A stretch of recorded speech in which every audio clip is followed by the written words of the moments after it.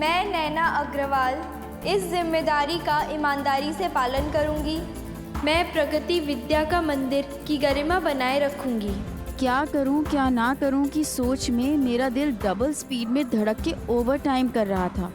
एक तरफ समीर की ताकती हुई आंखें और दूसरी ओर प्रिंसिपल की तेज नजरें। और फिर बचपन से ही हम गुरु देवो गुरु ब्रह्मा वाली प्रार्थना इतनी बार कर चुके थे कि टीचर्स के सामने झूठ बोलना हमारे लिए पाप था। हाँ सर, मैंने देखा था समीर ने पंकज को मारा था।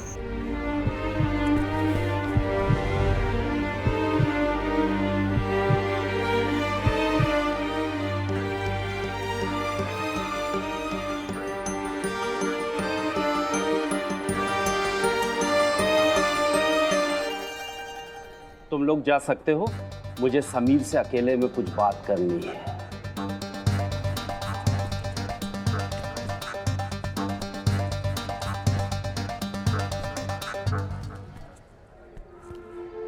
समीर को कैसे समझाती कि उस वक्त समीर से ज्यादा मुझे अपने आप पे गुस्सा आ रहा था।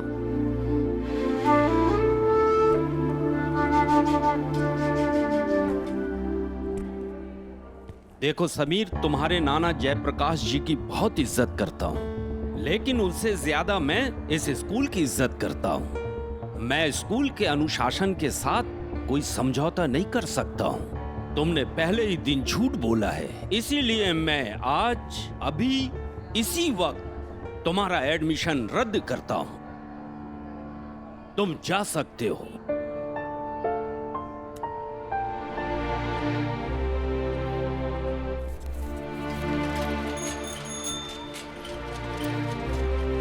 ओए, कितनी देर लगा दी।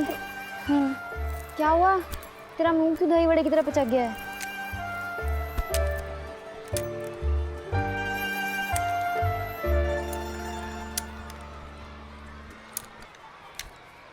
मैंने समीर की शिकायत की थी और समीर उल्टा मेरी ही मदद कर रहा था।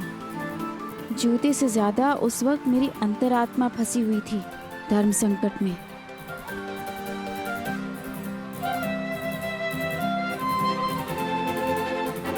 थैंक्स।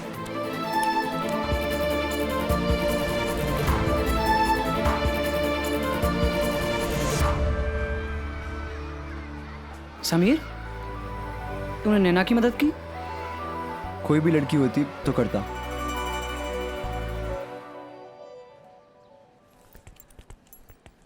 जूतों के चक्कर में आज जूते खाने पड़ेंगे। सेल से पूरे 50% डिस्काउंट में खरीदे थे। एक मिनट, अर्जुन भैया और पापा आ गए क्या? अर्जुन भैया, भैया कहाँ हो आप? नैना,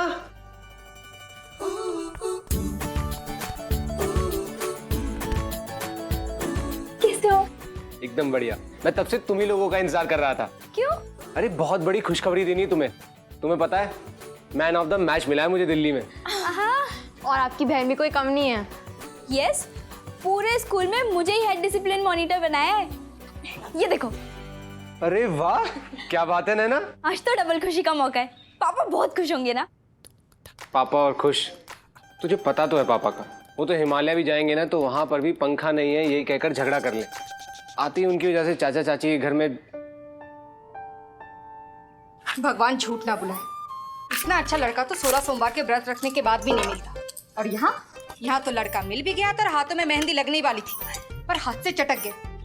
पूजा, तेरी तो किस्मत ही फूटी है। अब पूजा का भी क्या दोष? भाई साहब की कड़वी जुबान ने मुंह से निवाला छीन लिया। कहते हैं बुजुर्गों के आशीर्वाद से बच्चों के बिगड़े काम सवर जाते हैं। और यहाँ तो सगे ताव के कारण हमारी बेटी का बना बनाया काम बिगड़ गया। भगवान झूठ ना बुलाए, ना जाने कहां कहां से प्रकट होकर किसी भी अनजाने से झगड़ा कर लेते हैं। सारी बातें सुन रहे होंगे पर अब आएंगे थोड़ी। बस भी करो तुम। अरे मैं क्यों चुप रहूं? भाई साहब के झगड़ालू बर्ताव के कारण हमारी बेटी का रिश्ता तो टूट गया ना।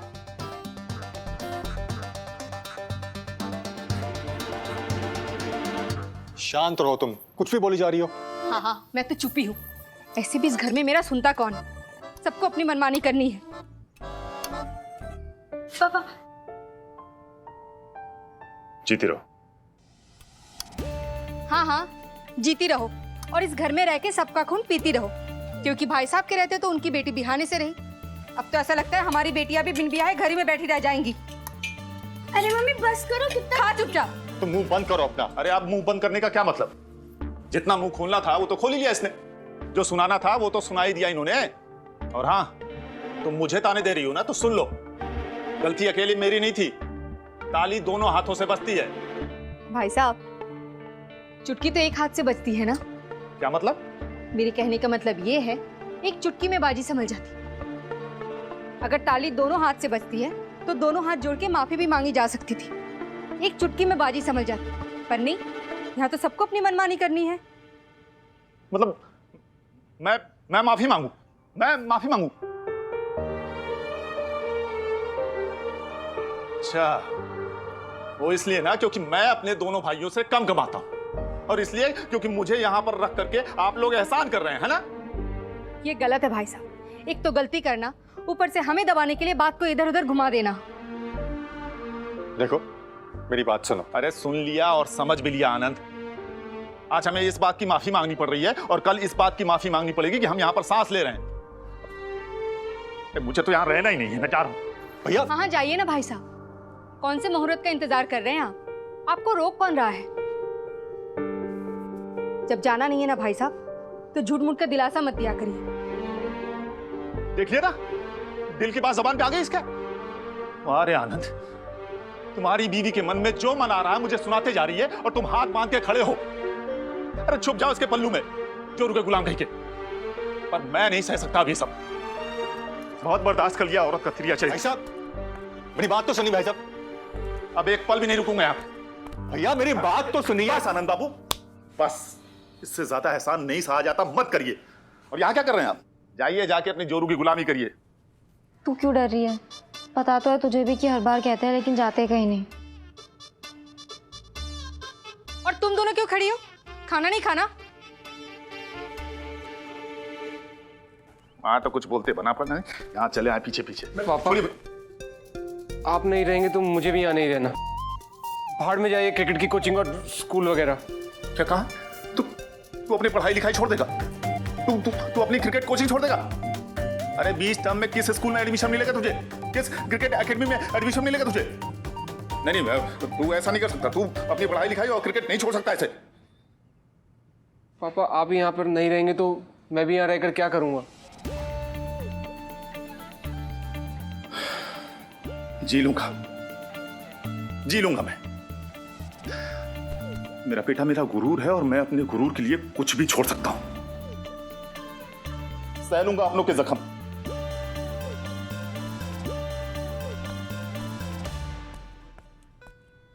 कान खोल के सुन लो सब। मैं सिर्फ अपने बेटे की वजह से इस घर में रुक रहा हूं। मुझे यहां रहने की पड़ी नहीं है। और हाँ, मुझे किसी की मेहरबानी भी नहीं चाहिए। सर पे छत और मुंह में निवाला इस राकेश अग्रवाल को कहीं भी मिल सकता है, समझे? ताना देने आई है बहुत।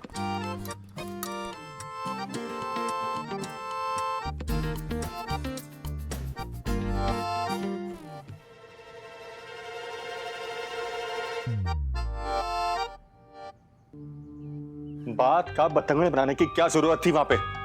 ये सब तमाशा क्यों किया? हमारे यहाँ का ड्रामा तो किसी तरह खत्म हुआ, पर समीर के घर में तो अभी शुरू होने वाला था।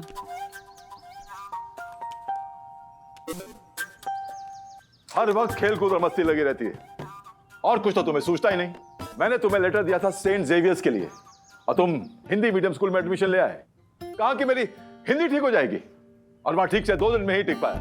बेटा इस तरह तो सारी स्कूलें खत्म हो जाएंगी, साल भी, मगर 11th खत्म नहीं होगा। क्या जरूरत थी इस तरह से मारपीट करने की? अब क्या जवाब दूंगा मैं तेरी मां को? क्या कहूंगा उससे? नाना जी वो लड़के सही नहीं थे, कितना कुछ बोल रहे थे। समीर ने बहुत कंट्रोल किया, बहुत संभाला खुद को, पर वो लड़के बोले ही जा रहे थे। फिर उन लफंगों ने माँ की बुराई शुरू की कि बस समीर का हाथ चल गया नाना जी।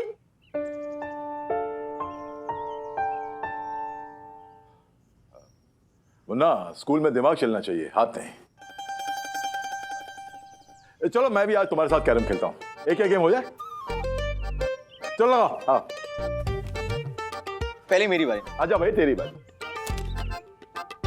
तू कुछ ठीक से खेल नहीं रहा।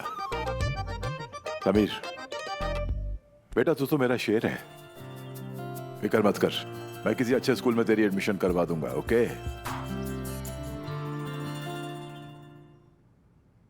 आप क्यों बच्चों जैसे रूठ जाते हैं? बच्चों वाली हरकतें तो मेरी है ना। माना कि भैया के साथ लड़ाई नहीं करनी चाहिए थी, पर कर लिया। दिल में जो भड़ास थी निकाल दी। अब निकाल दी तो निकाल दी ना। वैसे तूने आज सुबह प्रिंसिपल से किसी की शिकायत की थी? तुझे कैसे पता? पूरे स्कूल को पता है, शायद उसका एडमिशन कैंसिल कर दिया है। नैना, ये तुम्हारे बैच पे क्या लिखा है? दिखाओ। Head discipline monitor. Very good. Company? आज ही। शाबाश। और तुम्हारे शूज कैसे फट गए? वो चाचा जी साइकिल में अपने आप फंस गए, मैंने कुछ भी नहीं किया था। अब 2 साल पुराने जूते हैं, फटेंगे नहीं तो क्या फूल खिलेंगे? मैं तो कब से सोच रही थी इसको नए जूते दिला दूं। आज ही मार्केट चलते हैं नए जूते लेने। नहीं तो क्या क्लास की मॉनिटर फटे जूते में स्कूल जाएगी? चाची के गुस्से का पारा फट से चढ़ता और झट से उतरता। वो बेचारी कोई राज पेट में और कोई बात मन में ज्यादा देर नहीं रख सकती थी। वो अपने बर्ताव के लिए चाचा जी से माफी मांगना चाहती थी और चाचा जी की लाडली नैना को प्यार से जूते दिलाकर उन्हें इंस्टेंट माफी मिल गई और मेरी भी लॉटरी लग गई।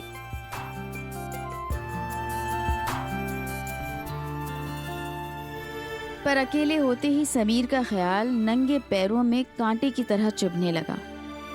क्या सचमुच मेरी वजह से ही उसका एडमिशन कैंसिल हो गया?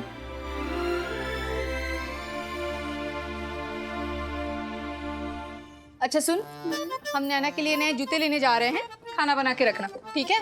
पर मम्मी, सुबह भी मैंने ही बनाया था। तो सुबह खाया भी था ना। अरे दिन में 2 बार खाना बनाएगी तभी तो प्रैक्टिस होगी। नहीं तो ससुराल में जाके क्या कहेगी, मैंने सुबह खाना बनाया था, शाम को नहीं बनाऊंगी। ये कहेगी जाकर वहाँ। बता। पर मम्मी, बना देना चुपचाप, ठीक है? पापा ने जूते के लिए पैसे दिए हैं। हाँ ठीक है, तू चल साथ में। अरे नैना बैठी क्यों है, देर हो रही है। उन दिनों बाजार जाना भी छुट्टी जैसा होता था जिसके लिए इंतजार किया जाए। हमारे मार्केट जाने की खबर ताई जी सूंघ लेती थी और किसी भी तरह बहाना बनाकर हमारे साथ हो लेती थी। बेचारी चाची कैसे ना करती। बेला,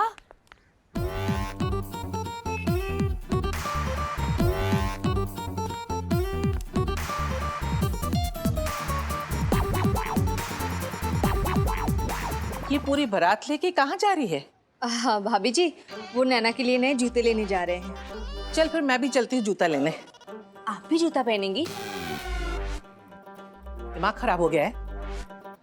मैं नहीं पहनूंगी, नैना पहनेगी। चलो, देर हो रही है, आ जाओ। हाँ चलो। अगले गीत की फरमाइश मेहसाना से हेमल ठक्कर और उनकी पत्नी प्रिया ने की है। भैया ये तो बहुत छोटा है। गाने के बोल फारूक कैसर के आजकल की लड़कियों के तो और नखरे समझ में नहीं आते। राजेश अरे जूते खरीद रही हो कि जेवर खरीद रही हो? साधना सरगम एक हमारा और जमाना था, मोहम्मद अजीज हमारे माँ बाप नवाज मोची की दुकान से जो जूते ले आते थे हम वही पहन के चले जाते थे। अरे ये देख, वीणा है ना हमारी। अरे वीणा बेन, तमे यहाँ? आप लोग यहाँ क्या कर रहे हैं? अपनी भतीजी के लिए जूते लेने आई हूँ।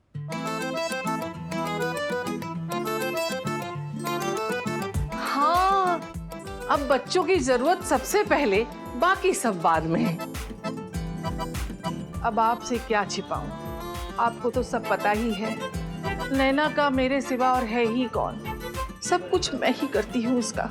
जब से इसकी माँ गुजरी है मैं ही इसकी माँ हूँ। इसका खाना पीना, कपड़ा लत्ता, पढ़ाई लिखाई सब मैं ही करती हूँ। वैसे सच कहूँ, चंदन की तरह घिस जाने में आनंद ही कुछ और मिलता है। फिटिंग तो सही आ रही है ना? हो गए ना फिट एंड फिट जूते? हाँ तो ले लेना फिर। सारी दुकान पहन के देखेगी क्या? ए छोटू, ये जूते पैक कर चल। कितना हुआ भाई साहब? हितेश कितना हुआ? 40 रुपए सेठ जी। 40 रुपए।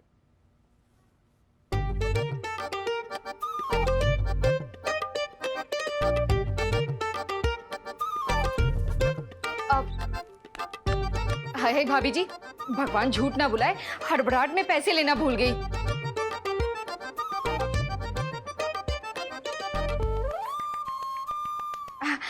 वैसे आपके रहते मुझे चिंता करने की क्या जरूरत है ना भाभी जी? आज तक आपने नैना के लिए क्या कुछ नहीं किया है, अब आपको कौन मना कर सकता है ना? सही कहा आपने। आपके जैसी दुनिया में बचा कौन है? चंदन है, चंदन घिस के सबको खुशबू देती है। वैसे भगवान झूठ ना बुलाए भाभी जी, चप्पल तो मेरी भी घिस गई है, मैं एक ले लूं? आपको पता है बहन जी, हमारी भाभी जी का दिल बहुत बड़ा है, सबका ध्यान रखती हैं वो, और हाँ, किसी चीज के लिए कभी ना नहीं बोलती, है ना भाभी जी? छोटू, वो जो मैंने चप्पल देखे थे ना, उसे भी पैक कर दे। जी बहन जी, अभी करता हूँ। नैना, देखा मेरी माँ ने कैसे ताई जी को उल्लू बनाकर उनसे पैसे खर्च करवा लिए, और ताई जी तो देख तिल मिला रही है। खैर तिल मिलाने दे, तू चिंता मत कर। कितना हुआ? 90 रुपए। 2 जोड़ी जूते के 90 रुपए? महंगाई कितनी बढ़ती जा रही है। इसे पैक कर दो। Okay sir.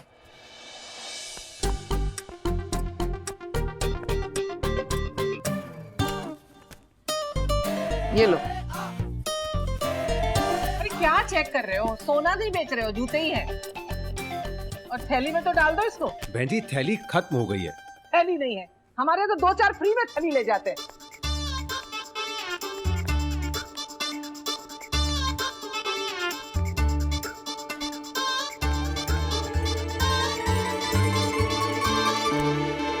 कितना हुआ?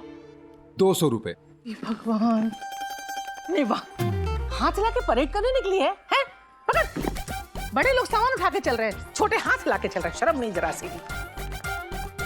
पैसे निकालना कैसे भूल गई? नहीं भाभी जी, रखी तो थी, शायद वहीं भूल गई।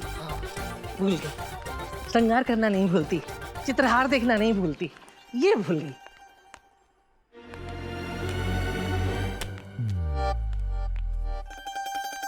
पागल हो गई? आंखें नहीं है, दिखाई नहीं देता, गिरा दी ना जूते।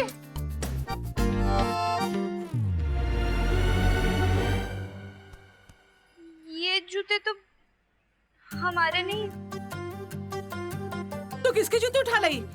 देख के नहीं ला सकती थी? ताई जी, जूते तो आपने। और सुनो, निव्वा, जूते भी दिलवाओ और ऊपर से ये भी सुनो कि गलती सारी मेरी है। भाभी जी, एक काम करते हैं ना, वापस जाके बदलवा लेते हैं। उठाओ जूते। अब वहां जाओ वापस, वैसे ही तक काम पड़ा हुआ है, चलो। लड़की के जूते? अंकल, ये हमारे जूते नहीं हैं। बेटा ये दूसरे कस्टमर के हैं, यही होंगे अभी। चल मुन्ना, देखते हैं। चल चल चल। पैसे के पेड़ पे उग रहे हैं। अरे खुद कमाने जाओ तो पता लगे 10 पैसा कमाना भी कितना मुश्किल होता है। ताई जी बिना गलती के डांट रही थी, पर फिर भी बड़ों के आगे हमारी जबान कभी चलती नहीं थी।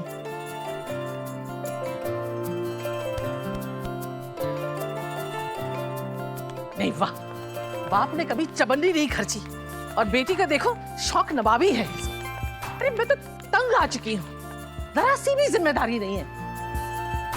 क्या करूं मैं इसका? अगर आज जूता नहीं मिला ना तो समझ लेना कल से नंगे पैर स्कूल भेजूंगी, फिर देखती कौन क्या दिलवाता है। तो ड्रोने लगी है ना तू, जा लेके आ जूता। अरे बहन जी आप झगड़ा क्यों कर रही हैं? आपके जूते मिल गए। वो लड़का है ना, उसके बक्से से बदल गए थे। तो ये था मेरी लव स्टोरी का पहला अध्याय, जूता चैप्टर पार्ट 1। पार्ट 1 इसलिए क्योंकि अभी बहुत कुछ होना बाकी है।